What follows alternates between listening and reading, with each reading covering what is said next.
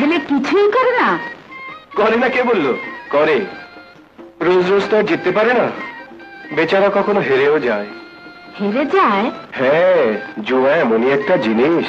জুয়া খেলে ছেলে জুয়ারি? না না না না, জুয়ারি কে বললে? রাজার মতো এমন ভদ্র ছেলে সমাজে একটাও হয় না। এই মাঝে মধ্যে নেশা টেশা করলে, কেউ হাত ধরে বসিয়ে দিলে।